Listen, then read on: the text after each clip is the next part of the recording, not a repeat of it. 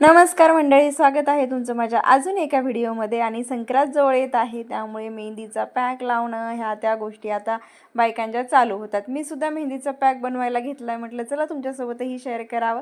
तर इथं भरपूर साहित्य जमा करून घेतलंय। इथं बीटरूट आहे, आवळा, जास्वंदीची पानं, फुलं, गुलाबाची पानं, त्यानंतर कोरफड आहे आणि इकडे मेथी दाणे, जवस आणि चहा पावडर घेतलेली आहे।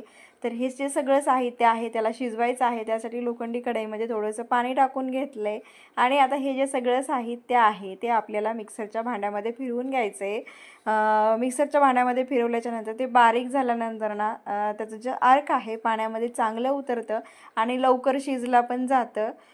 त्यामुळे त्याला मिक्सरच्या भांड्यामध्ये आपल्याला फिरवायचं आहे। असंही तुम्ही टाकू शकता, पण त्याला कमी गॅसवरती आपल्याला बराच वेळ शिजवत बसावं लागतं आणि गॅस पण आपला जास्त वेस्ट होतो। त्यामुळे मिक्सरच्या भांड्यामध्ये फिरवून घेतलेलं कधीही चांगलंच। तर हे जे सगळं साहित्य आहे मी भांड्यामध्ये काढून घेतले। पाणी थोडंसं गरम झाले। आता त्यामध्ये आपण ही चहा पावडर, मेथी दाणे आणि जवस घातलेलं आहे, अगदी अर्धा अर्धा चमचा आहे ते। तर आता आपल्याला यामध्ये जे आपण मिक्सरला साहित्य काढून घेतलेलं आहे ते टाकून घेऊया। पानं थोडेसे व्यवस्थित निघले नाही आहेत त्यामधून, कारण मी 1-2 वेळाच त्याला फिरवलेलं आहे। तर काही हरकत नाही, 1-2 पानं राहिलेले आहेत। तर आता हे सगळं जे आहे ना ते आपण या पाण्यामध्ये टाकून देऊया आणि याला ना कमी गॅसवरती आपल्याला शिजवायचं आहे। एकदम असं जास्त फुल गॅस करायचा नाही, जेणेकरून त्याचं जे अर्क आहे ना ते यामध्ये उतरलं पाहिजे। तर कमी गॅस करूनच मी याला शिजवणार आहे। आता रंग जरी आपल्याला लाल दिसत असला ना तर थोड्या वेळानंतर तो काळपट होऊन जातो, कारण लोखंडी कढई आहे। जर आपण स्टीलच्या भांड्यामध्ये उकळून घेतलं, शिजवून घेतलं ना तर लगेच याचा कलर जो आहे थोडासा लालसरच राहून जातो। आणि मेहंदीमध्ये नंतर टाकण्यासाठी मी इथे कोरफडीचं जो गर आहे तो काढून घेते कारण आपण जेव्हा मेहंदी भिजू घालू ना तर त्यामध्ये आपल्याला हा गर काढून घ्यायचा आहे। तर हा जो गर आहे कोरफडीचा तो काढून मेहंदीमध्ये टाकायचा आहे आपल्याला। तर एकदम छान हेल्दी आपला मेहंदी पॅक जो आहे ते बनून रेडी होतो। आणि इथे मिक्सरचं भांडं आपलं भरलेलंच आहे, म्हटलं चला आता त्याच्यामध्येच आपण फिरून घेऊया।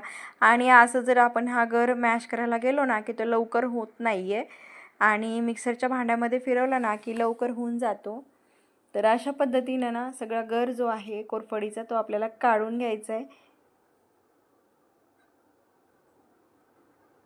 तर कोरफड टाकल्याने काय होतं की आपले जे केस आहेत ना ते खूप जास्त शायनी बनतात। आणि हे जे पॅक आहे ना याच्यामध्ये आपण कुठलीही गोष्ट मार्केटमधली विकत आणून टाकत नाही आहे, सगळं आपल्या घरीच अवेलेबल असतं। आणि सगळ्या ज्या गोष्टी आहेत ना त्या नॅचरल आहेत एकदम, कुठलंही केमिकल याच्यामध्ये आपण वापरत नाही आहेत। आता मेहंदीमध्ये असतं थोडंफार, ती वेगळी गोष्ट झाली, पण आपण त्याला एकदम नॅचरल पद्धतीने बनवण्याचा प्रयत्न करतोय। तर सगळा जो कोरफडीचा गर आहे तो मी काढून घेतला आहे आणि जे हे राहिलेलं आहे ते पण वाया नाही जाऊ द्यायचं आहे आपल्याला। आता याला मिक्सरला अगोदर आपण फिरवून घेऊया। खूप चिकचिक होते, पण मला आवडतं अशा रेमेडीज वगैरे करायला थोड्याफार केसांच्या, फक्त बाकी मला फेस रेमेडीज वगैरे नाही आवडत जास्त, त्यामुळे मी काय ते जास्त प्रमाणात करत नाही। तर याला मिक्सरच्या भांड्यामध्ये फिरवून घेतल्याच्यानंतर असं काही बनतं, ते आपण वाटीमध्ये काढून घेऊन आता साईडला ठेवून देऊया। आणि याचा कलर थोडासा पिंकीश झाला आहे, कारण आपण याच्यामध्ये अगोदर जास्वंदाची फुलं, बीटरूट ते सगळं काढलं होतं त्यामुळे। तर आता हे जे ताटामध्ये मटेरियल दिसते ते सुद्धा आपल्याला वाया नाही घालायचं। मिक्सरचं जे भांडं आहे ते चांगलं थोडंसं पाणी टाकून मी भिसळून घेतलं आहे आणि ते इकडे टाकून द्यायचं आहे आपल्याला। तर याचा रंग बघू शकताय तुम्ही, थोडासा काळपट व्हायला चालू झालेला आहे, कारण लोखंडाची कढई आहे ती। आणि कोरफडीचं उरलेलं जे होतं ते सुद्धा मी याच्यामध्ये टाकून दिलेलं आहे। चांगलं मिक्स करून घ्यायचं आणि कधीही कमी गॅसवरती शिजवून घ्यायचं। हे मी सुद्धा याला कमीच गॅसवरती शिजवून घेते आहे। तर बऱ्यापैकी आटलेलं सुद्धा दिसते पाणी, अजून आपल्याला याला कमी होऊ द्यायचं आहे, म्हणजे चांगलं शिजलं पाहिजे। आणि जे साहित्य गोळा केलं होतं त्याचा जो अर्क आहे तो सगळा या पाण्यामध्ये उतरला पाहिजे। तर चांगलं शिजते तोपर्यंत म्हटलं चला आपण केसांना ऑइलिंग करून घेऊया। कारण मी काय करते, केस अगोदर ऑइलिंग करते, धुते आणि त्याच्यानंतरच मेहंदी लावते। तर इथं जे आपण ऑइल बनवलं होतं तेच मी या वाटीमध्ये काढून घेते। अगदी चमचा भरून ऑइल घेतलेलं आहे मी ते, आणि थंडीमुळे ना ते ऑइल जरा थोडंसं असं म्हणजे थिजल्यासारखं होते। तर त्याला गरम करून घेते आहे. खरं तर तेल डबल बॉईल करूनच आपण लावायला पाहिजे, पण आता माझ्याकडे जास्त वेळ नव्हता म्हणून मी असंच गरम करून घेतलं आहे आणि केसांना त्याला ऑइलिंग करून घ्यायचं आहे. तर हे पण तेल खूप छान बनलं होतं आणि सगळ्यांनी याला खूप छान प्रतिसाद पण दिला. तर छान आपलं जे मटेरियल आहे ते चांगलं शिजलेलं आहे आणि रंग बघू शकताय तुम्ही, एकदम काळपट झालेला आहे. आता फक्त अजून याला 5-6 मिनटं आपल्याला गॅसवरती शिजवून घ्यायचं आहे आणि त्याच्यानंतर आपण गॅस बंद करणार आहोत. तर एवढं जे पाणी आहे ना हे, तर हे माझ्यामध्ये थोडंसं जास्त झालेलं आहे, कारण माझ्या केसांना फक्त 2 पॅकेट मेहंदी बस होऊन जाते आणि 2 पॅकेट मेहंदीसाठी एवढं जे पाणी आहे ते खूप जास्त झालेलं आहे. तरी काही हरकत नाही आहे, पाणी काही वाया जात नाही. आपण त्या पाण्यामध्ये नंतर शॅम्पू वगैरे टाकून आपले केस धुवू शकतो. तर आता आपण गॅस बंद करून याला चाळून घेऊया. अगोदर मी खाली थोडं छोटं भांडं घेतलं आहे आणि एक चाळणी घेतली आहे छोटी. तर छोट्या चाळणीने ना मला व्यवस्थित काही चाळता येत नव्हतं, सगळं खाली सांडून जात होतं. तर म्हटलं जेवढं चाळता येतं ना तेवढंच आपण या चाळणीने चाळून घेऊया. आणि जास्त काही जमत नव्हतं. तर तुम्ही अगोदरच वापरताना जरा मोठी चाळणी वापरा, जर कधी तुम्ही असं मेहंदी पॅक बनवला तर.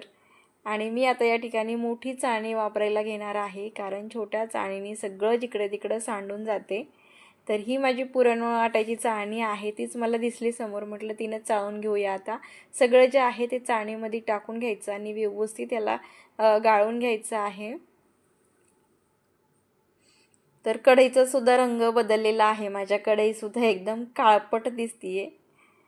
तर ती इझिली निघून जाते नंतर आपण घासणीने घासून घेतलं की. आणि ही जी कढई आहे ती माझी मेहंदी भिजवायचीच आहे. अगोदर मी स्वयंपाकासाठी घेतली होती, पण तिला ना गंज लागतोय सारखा, म्हणून मी ती स्वयंपाकासाठी 1-2दाच वापरली फक्त. आणि त्याच्यानंतर असं काही ऑइल बनवायचं असेल किंवा म्हणजे हेअर मास्क बनवायचा असेल किंवा असं मेहंदी पॅक बनवायचा असेल, त्यासाठीच मी ही वापरते. तर चला आता मेहंदी भिजवून घेऊया आपण. इथं मी निशाची मेहंदी वापरलेली आहे. ऑलरेडी तिचा कलर ब्राऊन आहे, पण तिला आणखीन जास्त हेल्दी बनवण्यासाठीच मी हे सगळं साहित्य आहे ते गोळा करून म्हणजे त्याचं पाणी बनवलेलं आहे.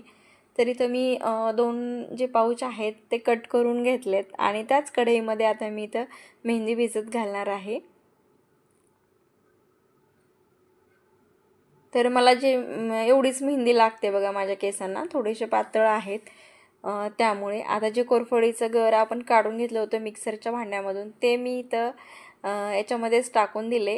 तुम्हाला जर अंडं जमत असेल तर तुम्ही याच्यामध्ये टाकू शकता. अंड्याच्या जे वरचा व्हाईट बल्क असतो ना, ते तुम्ही टाकू शकता. इथे मी अगदी चमचाभर ना दही टाकून घेतलेलं आहे. कंडिशनिंग जे आपल्या केसांचे आहे ते दही छान करतं, म्हणून मी इथे अगदी चमचा भरून वापरलेलं आहे. आता हे जे पाणी आहे ते चांगलं थंड झालं आहे.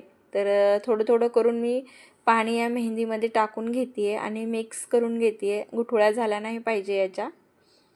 तर याला चांगलं मिक्स करून घ्यायचं आपल्याला. आणि मी जे काय म्हणत होते, अंड्याचं म्हणत होते, तुम्ही अंड्याचं टाकू शकता. अंड्याने पण केस ना खूप जास्त चमकदार, सिल्की, शायनी बनतात. पण मला ना अंडं याच्यामध्ये नाही टाकू वाटत, कारण मला खूप जास्त वास येतो त्याचा. आणि एकदा माझ्या म्हणजे मी 8वीला 9वीला वगैरे असताना ना असंच कोणीतरी अंडं केसांना लावताना बघितलं आणि मी स्वतः पण लावलं होतं. पण मला ना एवढ्या जास्त उलट्या झाल्या होत्या ते अंडं केसांना लावलेलं. ते वॉश करताना खूप जास्त घाण वास येऊन जातो त्याचा. तेव्हापासून मी एकदाही केसांना कधी अंडं लावलं नाही.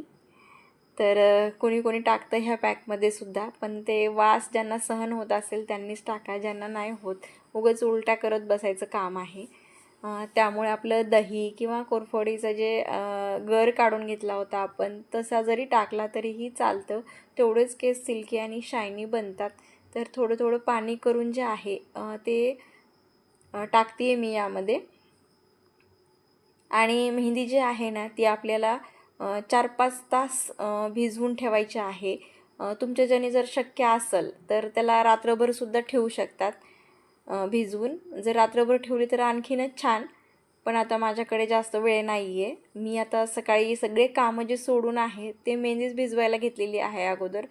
माझ्या मुलाला डब्बा करून दिला. त्याच्यानंतर मेहंदी भिजवायला घेतली आणि मेहंदी भिजत घालून मग बाकीचे सगळे आपली जी कामं आहेत ते घरातले आवरून घ्यायचे आणि कामं झाल्याच्यानंतर दुपारनंतर मी ही जी मेहंदी आहे ती लावणार आहे. तर इथं मी माझ्यासाठी मेहंदी भिजवून ठेवली. आता यांच्यासाठी एक पॅकेट पडलेलं होतं. आता ते लावतात की नाही मला माहिती नाही आहे, कारण त्यांनी आत्तापर्यंत कधीच मेहंदी लावली नाही. पण मी म्हटलं आता हे पाणी उरलेलंच आहे तर आपण त्यांच्यासाठी पण थोडीशी मेहंदी भिजवून घेऊया. आणि तनिषाचं मी जे ब्लॅक मेहंदी आहे ते पॅकेट घेतलेलं आहे. थोडंसं पातळसरच झाले ते. आणि इकडे वाटीमध्ये मी उरलेलं पाणी काढून ठेवले. तर याच्यामध्ये एक शॅम्पूची पुडी टाकून ना हेअर वॉश करू शकतो आपण.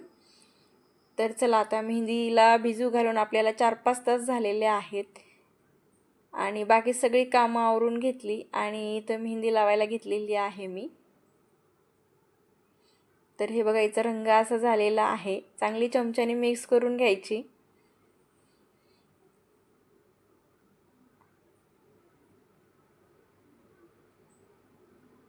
तर इथे कोणीच नाही आता मला लावायला मेहंदी, मी माझंच लावून घेणार आहे.